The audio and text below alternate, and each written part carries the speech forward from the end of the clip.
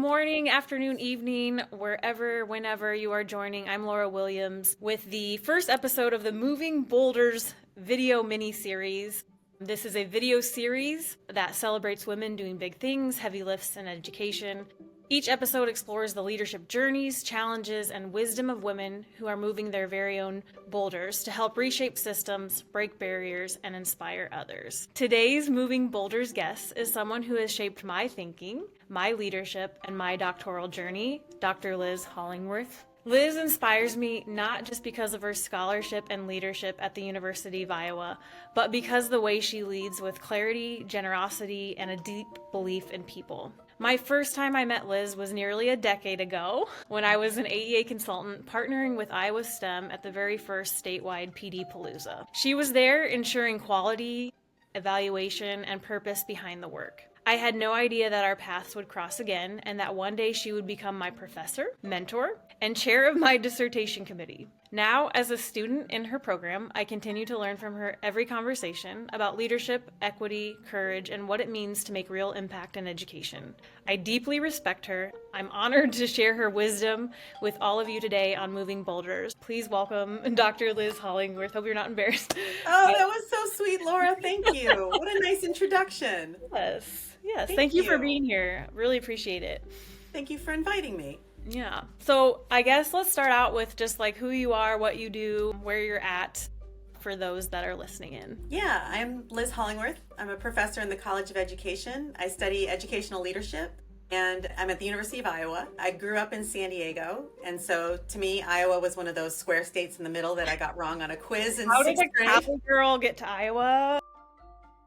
It was a journey. I'm happy to tell that story. Went to UCLA for my undergraduate degree, and the whole time I was there, I knew I wanted to be a teacher, but I was a theater major. World Arts and Cultures is what I studied. Yeah, I studied non-Western theater, and there was about 3 weeks where I was going to do a PhD in Japanese theater. Oh my God. Yeah, I had a major professor and everything. We had it all planned out. And then one day I woke up, literally, like I can tell you the day I woke up and I was like, I have wanted to be a third grade teacher my whole life. What am I doing? What am I doing? What am I doing right now? I'm like, yes, I like Japanese theater, but probably not enough to sustain me. Like I started learning Japanese because you have to be able to translate texts. Oh, that is so cool. I know, it was really weird.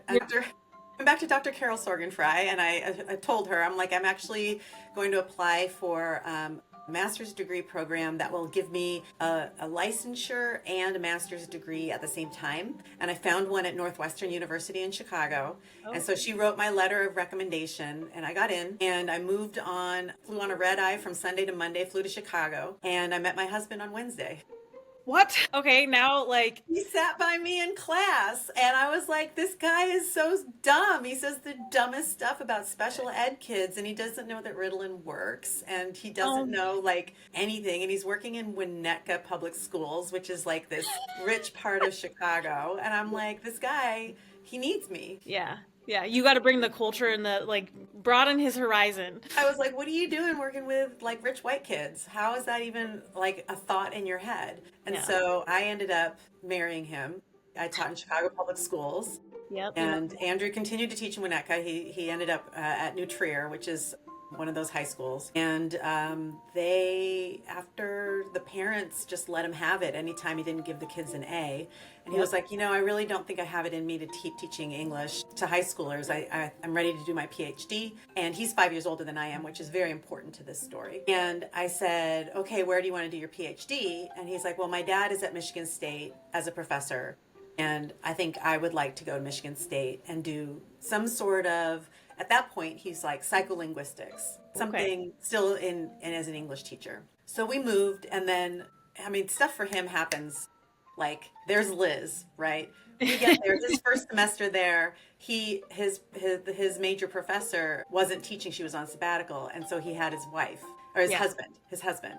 Okay. Her husband. Her husband was his. Okay. Yeah. Gotcha. Yes. And that guy taught cognitive psychology and visual cognition, like what happens in your brain when you see things. Yeah. And so that's what my husband ended up doing his PhD in, is cognitive psychology at Michigan State. So we moved. I continued to be a teacher And then I was like, I want to get my PhD also. So I started taking classes at Michigan State in educational leadership.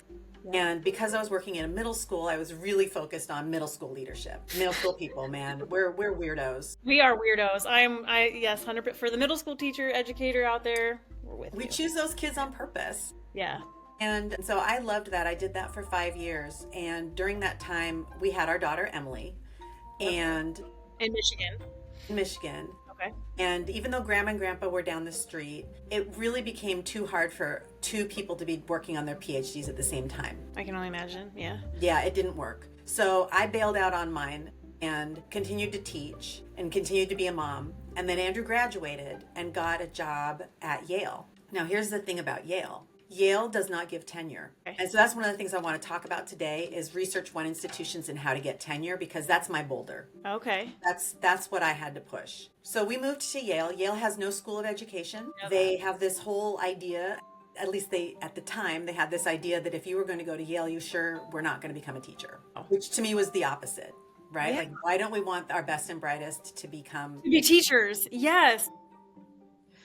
So I ended up actually just being a stay-at-home mom. Then once Emily hit preschool, I went to Girl Scouts, Connecticut Trails Council, where I worked with Girl Scouts. Okay, Liz, like I am just okay. Keep going. Like this is Yeah, I was the Girl Scout leader. Yeah. I did all the fundraising for Connecticut Trails Council, and I was the cookie mom, and I had wall-to-wall cookies in my living room at Oh one my point because I was the distribution center. Yeah, I would never have guessed. I would never. But keep going. This is Girl amazing. Scout Land. Girl Scout Land. Yeah. I worked for Girl Scout Land.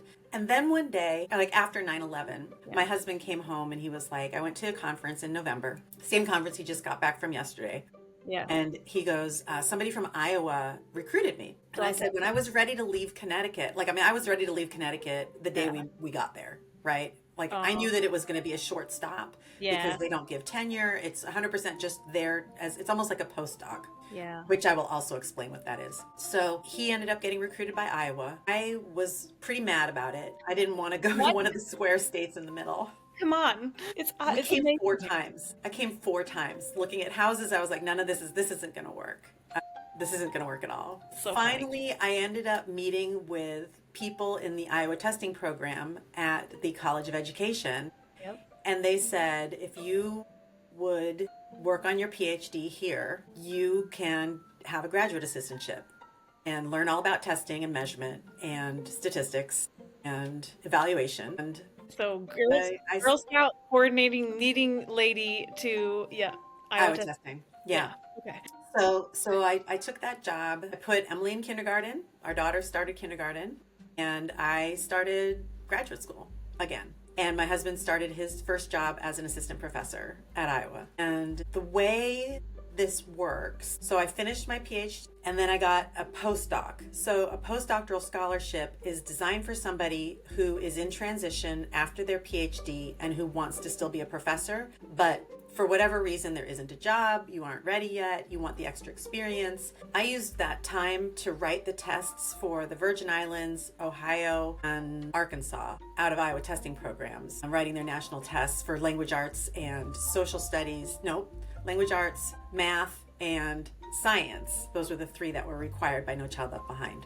Okay. Well, So I did my postdoctoral scholarship there for a year, and then a job opened up in ed leadership. And at the time, No Child Left Behind was really affecting school leaders. Yeah. And it was just, we needed the whole department needed new curriculum, new professor, new education around testing and leadership.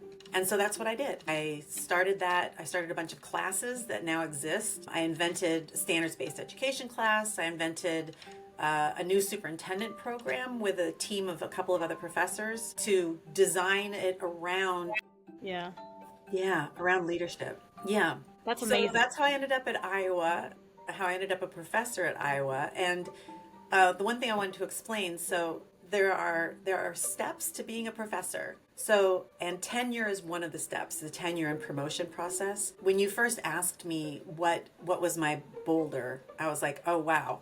Being full professor. Yeah. Getting to full professor is the boulder. So I had to move up all the way through the University of Iowa, all the way up to professor. And so to be an assistant professor, you have 3 years. And in those 3 years, You have to publish like a crazy person. You Yep. have to show up at conferences and present research. That conference research paper has to turn into a publication. You have to teach. Usually you have a much higher teaching load than everybody else because you're a junior professor, Yep. an assistant. Yep. Get all the work. You gotta do your time. And Yeah. you have to do service. So the job is set up 40% teaching, 40% research, 20% service. And that service is Yeah, what does that look like? serving on committees. Oh. It's serving on committees. Not the fun kind of service. No, it's like faculty senate, being on the committee to decide the scholarships for some blah, blah, blah, blah, blah. It's all of that time consuming stuff. After 3 years, the faculty in your department vote on whether or not to keep you. And it's a 0-1 vote. Yeah. It's yes or no. And I got a yes, obviously. And then Here you are. here I am. And then the next step is you have 3 more years to get tenure. Okay. So it's a 6-year process to tenure. That tenure is you're expected to be publishing multiple articles a year in real journals that people are reading. Yep. You're expected to have citations to your journal articles that like your dissertation should be a publication that somebody read and then is citing, that you're contributing to the field. I got tenure, and then I got promoted to an associate professor. From associate, it's another 6 years to develop an international reputation. And so I did that with my work in Mexico, which I would love to Yeah. talk about. Let's I talk- love Mexico. Yeah. I love my colleagues in Mexico. I was there at the beginning of November, graduating some of my students who I worked with when I was on sabbatical down there. Are you done? So just timeline wise, you are. I'm a full professor. I did it my 6 years, and then they voted again, and I got promoted to full. Okay. And now we're doing international amazingness. International research on leadership in Mexico. Okay. What have we discovered? It was really fun. I'm in the Yucatan Peninsula, in Merida, which is the capital. And one of the things that we discovered was that the schools down there don't have emergency preparation plans. So like when there's an emergency in the Right. school, there's no like fire drill or earthquake drill or hurricane drill. And when I asked the teachers and the principals, why don't you have any sort of emergency plans? They were like, oh, we usually know well in advance before there's going to be a hurricane, so there's no need to evacuate or anything like that. So we ran some professional development with them and had the teachers brainstorm what would be considered an emergency. And one of the schools, this is not a joke, I really wish this was a joke.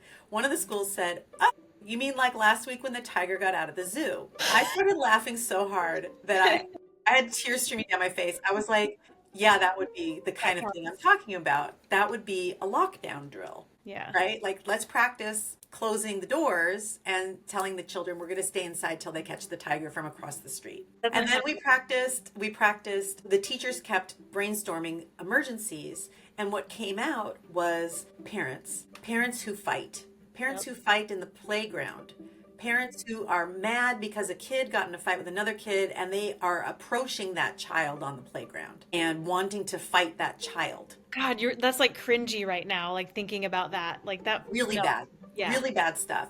And Yeah. so we started talking about conflict resolution and peacemaking.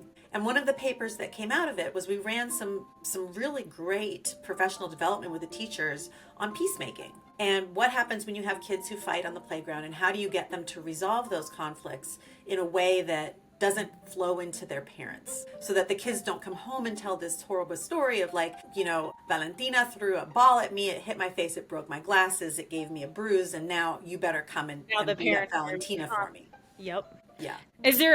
Time out, like, is there any, I know that's obviously you could have a day of professional learning around that. Are there any quick takeaways on, like, if educators are listening?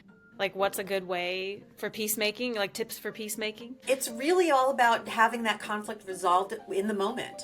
And you have the kids come back together and talk about it and apologize for it and play checkers with each other in the corner and really resolve that relationship, because you live together. You're in a classroom together. You're learning together and you're a community.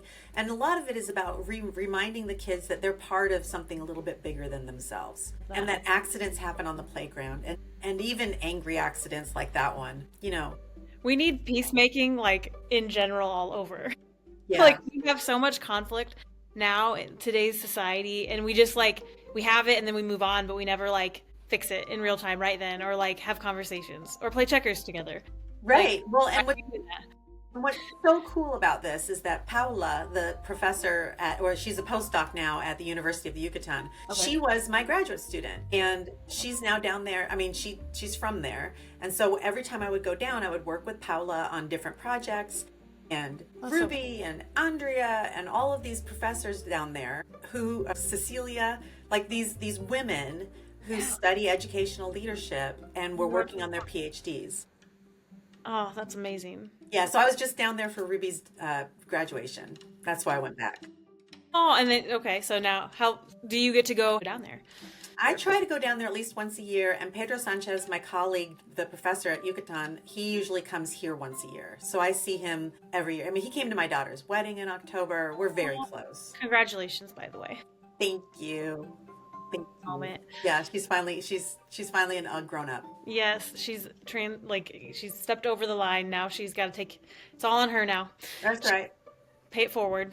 Oh yeah, definitely. Is that on the horizon anytime soon? Grandma life. I hope so. That'd be really fun. Yeah, I also have a daughter, just one daughter. She's 7, and I'm like imagining like her future kids. Like I hope so. I hope she said she's gonna have a lot because she's an only child, so that's her. So Emily married an only child, and the two of them they lectured us at one point about how much they suffered as only children, and I laughed. I laughed really hard at them both. You guys have no idea. You have no idea. No, no. Yeah. So they want lots of kids too. Lots of kids. Yeah, Ellie's gonna do that. I just know it. But yeah, I do have a grandma plan though. I have beanie babies. I don't know if that was like ever a thing in your household, but I have a box of them, and I told Ellie like when you have kids, grandma's gonna send them for every like event. Like they're gonna get a beanie baby in the mail, and they're gonna be like, oh no, another one from grandma. Crazy grandma and her babies. Yes, I can't wait. But hopefully that works out. But anyway. So, okay, so I'm imagining all this. Now you're international. You are a mom. You're moving to Boulder, but you made it. Okay, you made it. Now I made what? it. Now what? There were a couple of times where Andrew had a conference and I had a conference. Yeah, how do you manage that? Because he's older. His career came first in ways. Because it had to. It had to. Right. We called his mom and was like, I'm like, sorry, Grandma, but we're going to need you to come and live in our house with our daughter while we both go to our conferences, and you need to be mom number 3, right? Yeah. You're like the third parent. And so I would draw out like her whole 5 days that we were going to be gone. Like, this is everything Emily needs to do. This is how you drive to these places. Oh my goodness. This is, don't worry about this day. So-and-so's going to drive her back from band practice. You know, it takes a village. You need people, and that's like I think about that in my own, because my husband's a principal and he's like thinking about being a superintendent. Kind of funny, I'm getting mine first. But I'm actually older, so maybe it's like, I don't know, maybe it's just like it's about the same. You first, I guess. But just navigating. I think every single leader who has children knows that challenge. Like, you want to be there, you want to be a good parent, and but you still have this this duty, this commitment and drive to move those boulders, to keep going. I just hope we're modeling to them like, hey, you can do both. It's hard. That's the heavy stuff, is managing being a mom. And that's partially why I'm such a sucker when one of my students brings, if I'm teaching an online class and all of a sudden there's like a 5-year-old sitting on someone's lap, and I'm like, hey, hi, Mr. Llama says hi, how are you? Right? Like, I've got like weird little toys sitting on my desk, and I'll be like, look, and I have a sheep, and he's like, oh, look at my sheep. And the little kids are just like, who's that crazy lady? Like, that's my professor. Liz is not my professor. I've witnessed this. I've seen, like, it literally stops everything, and we're like, we're going to give some attention to this. I've done it. I've been that mom. I've been that mom trying to figure it out. And, when classes would be from 4:30 to 7, and I would get so mad. I'd be like, why are classes 4:30 to 7? That's when I have to be a mom. Why can't classes be during the day? And the answer is because most people are in schools all day in a college of education. And so my statistics classes were during the day. My measurement classes were during the day, because those people, we were all full-time graduate students. Right. But all of my leadership classes and any of my, Yeah, those were at night. My seminars, those sorts of things, those were at night. I'm not gonna lie, I love those classes at Iowa. I'm in them now, and I love them. But at the same time, I'm like, oh, I just can't wait to like have dinner and not like rush or eat on a Zoom or Yeah. like trying to do it all. But I think it's like, well, like looking back, it's like, yeah, I've made it this far. Like I'm so excited to get done. But Yeah, when we were in person, I used to bring candy. Like uh, I would go to Costco and just have a giant bag of candy and just throw it on the desks and be like, it's not good for you, but it's got to get you through this next 2.5 hours. yeah, I would appreciate some candy. But we can all bring it. We can bring our candy to the next class. Like bring Bring your your own candy. PD and your PJs, class with candy. Nice.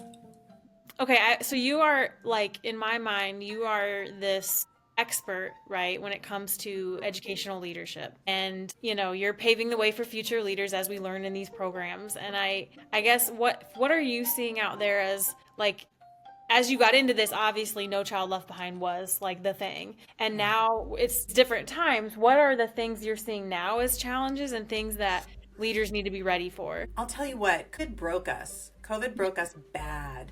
And Yeah. we've got a generation of kids. I was talking to somebody about this yesterday. I was talking to another professor about this. And he was like, we got to be getting through the COVID kids now. Shouldn't we? Shouldn't we be, And I was like, what are you talking about? If it was kindergarten, the kindergarten kids, they're in 5th grade now, right? The kids who missed kindergarten. And he's like, well, shouldn't they still be getting all their socialization and everything? And I was like, dude, you can't make that up. You can't make up what they missed from kindergarten. Yeah. They didn't get it. So they've got anxiety, they are behind socially, they've got problems solving interpersonal relationships with other kids. What I was talking to a couple of the superintendents about, their biggest problem is actually the kindergartners now, that they're not potty trained. And I was like, I'm sorry, what? Yeah. And they said, and this was across 3 different school districts, 3 different superintendents across the state of Iowa told me that they have kindergartners who are not potty trained. And that is an indicator of an immaturity that extends past just not being able to manage their own bodies, but also not being able to manage their own emotions. And so when they get frustrated, they cry and they lash out and they bite and they fight and they're angry. And so kindergarten teachers are having a completely different experience than they had 5 years ago. Is there anything like, is it a home problem? Is it things we can be doing in preschool? Is it like what are the solutions to these? Mandatory preschool for everybody, all day preschool. Yes. Really, all day preschool. This business of half day, this business of it only being available to some communities, universal preschool. We know from Head Start, we know from generations of research on Head Start that, I have a funny story about that. Ed Ziegler. Ziegler's the professor at Yale who invented Head Start.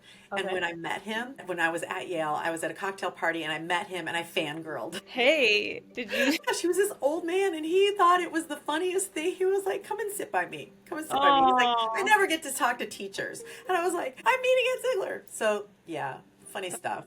I'm a big fan of Head Start. It is a good, my sister's actually a Head Start teacher, so it's a program that works. Yeah. And they need it. Works. Yeah. A lot of her kids need it. Yeah. They just need that structure. But I don't know what to do about the students that we have now in undergraduate at Iowa and elsewhere. They've gone to Student Disability Services and they've said, I have anxiety and it's diagnosed and I'm being treated for it. And as a result of my anxiety, I'm not able to do the following. And they'll list basic classroom things like take a test in the time allotted, like provide a professor with assignments in the time allotted. They need extra time. They need extra. So it's like this ripple effect now we're seeing in higher ed. Like we're seeing. Yeah. And I'm seeing it in higher ed, and it's exponentially more than it was before. So I set up my class so that everybody gets all the time they need for everything. I mean, you've got till the semester ends, and then I'll give you an incomplete if you didn't get it done. And an incomplete just means it's a placeholder on your transcript till you get it finished. I'll make a 30-minute quiz and give students the entire time to do it. Now, some of this is because of what I learned in measurement, that it's not supposed to be a power test. I'm not testing how fast you can do all your math tables, right? I'm testing your ability to think. Yeah. And the fact that I've got international students who are thinking in their second and third language. Why would I make anybody suffer? And you know what I mean? So I I give everybody the whole class period to do. Yeah, I'll make a 45-minute quiz and give them 2.5 hours to take it. Yeah. And then I'll just sit there until they're done. Do the crossword puzzle. Yeah, just hang out.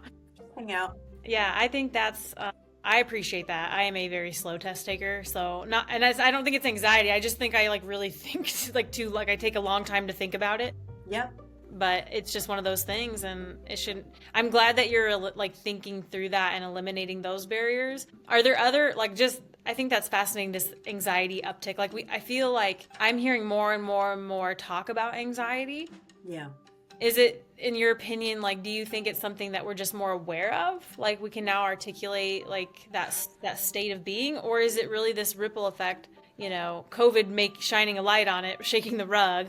It's got to be both. It's got to be both and, right? It's COVID making it so that people felt disconnected from community and self, and family. And then it's got to be a little bit of normalizing going to therapy, and then it's got to be a little bit of better access through healthcare, better access to medications, and having somebody to talk to, whether it's a therapist or whomever, someone to talk to and identify hey, the reason I feel so terrible is because I'm anxious, and having a word for it. Now I'm Gen X. There's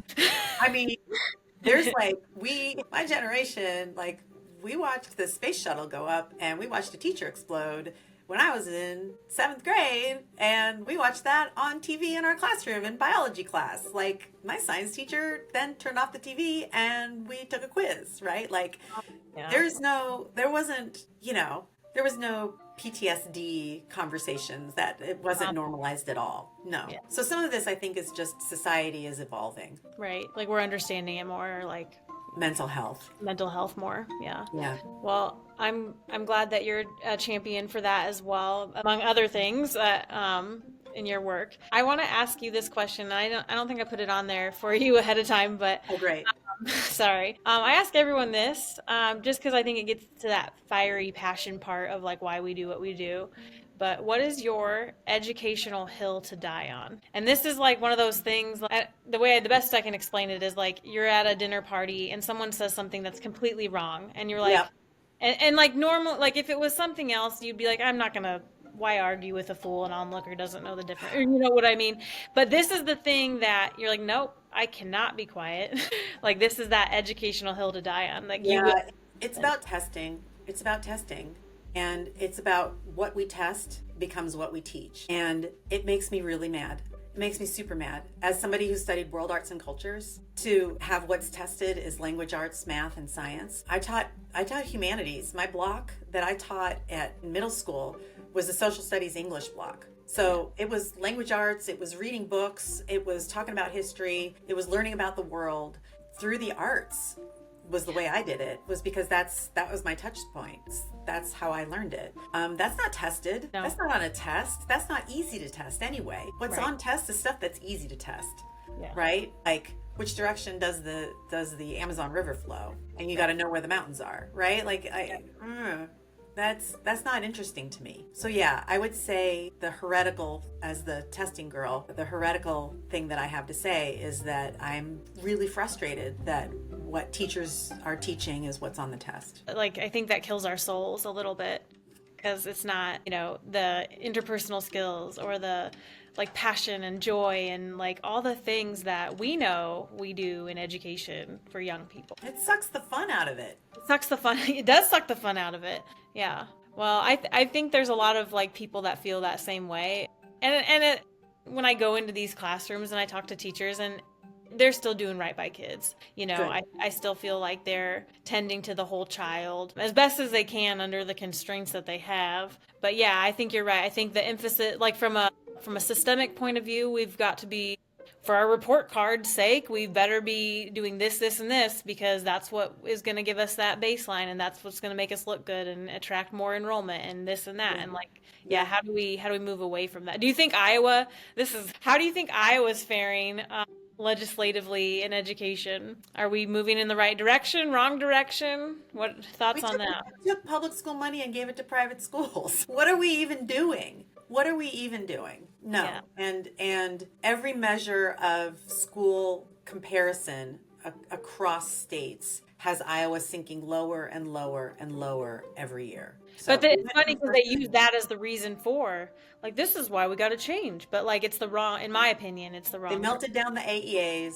They Yep. took away the money from private school. They moved the money to private schools. I think teachers are not paid enough. I liked that we had a pay increase for teachers, but I really struggle. I struggle with the assault on the professionalization of our field. Agreed. It's Or what I about really moving into university territory? Like, to me, like, that was like a shock of like, can they do that? Like, I thought this, like, we can do it, we can learn anything in university because that's what it's supposed to be. that's what it's supposed to be. But now it's like you got to be careful how you say things, and the terminology Well, and it's funny. I've always been careful how I say things because I have a family that's mixed. I have a family that's diehard Republicans and diehard Democrats. yeah. And so I'm always like in class, I've always been like very respectful that Yes, you people have. might have different opinions. Yep. You have. And I try to walk a thin line. Like this is just what being human is, Yes. and being a good person. That's a good line, a through line. I follow that same line. I feel like because Yeah. yeah, you just never know, and you don't want to. No one wants to feel wrong, and everyone wants to add value, but like we see the world differently, and like how do we bridge that and like ultimately do, like in this profession of education, ultimately do what's best for kids. Yep. So, Yeah. but well, this is awesome. I don't want to keep too much of your time. I guess I'll ask one more question, and it's a little corny, but like, as women in the field, like trying to do things, if you could leave a message carved on a boulder for another woman moving theirs, what would it say? My favorite saying, do it anyway. Do it anyway. Mic drop. Do it anyway. No, I say it in the gym. My trainer will say, "Liz, we're doing Bulgarian split squats," and I'll be like, I don't want to." And then I'll say, "But I'm going to do it anyway. I don't want to, but I'm going to do it anyway." I don't want to. We Do it do it anyway. anyway. Do it anyway. I'm gonna carry that with me. Do it anyway. Awesome. Well, thank you so much for being on Thanks the for having me, Laura. first episode of Moving Boulders. Very inspiring, and I hope people reach out to you, and we just keep moving these boulders forward for kids. So thank you very much. Thank you very much. It was lots of fun. One more thing, how do people get a hold of you? What if they're like, this Liz, I need more Liz? How Oh, do you can find me on the interwebs. If you just Google Liz Hollingworth, Iowa, I pop right up and you can email me. I did that in preparation. Like, what's out there besides the like books, many books that you've written, which some I'm like, oh, I didn't know you did that. Like, I'm gonna have to read that. There are so many amazing things that you've done and that you're part of, and athletics, which is like another. I'm the faculty athletics representative to the Yeah, Big Ten. you just got an award. I should have said this earlier. You just got an award. I did. I got a national award from the National Football Association for being a FAR, a faculty athletic rep. We call them FARs. So now you guys can see why. Like, I was like, Liz, you got to get on the show. She's amazing. Just Well, next time we can talk about sports next time. We'll do a follow up. Yes, awesome. Well, thank you so much for being here, and Thank you, have a Laura. great rest of your day. Thank you.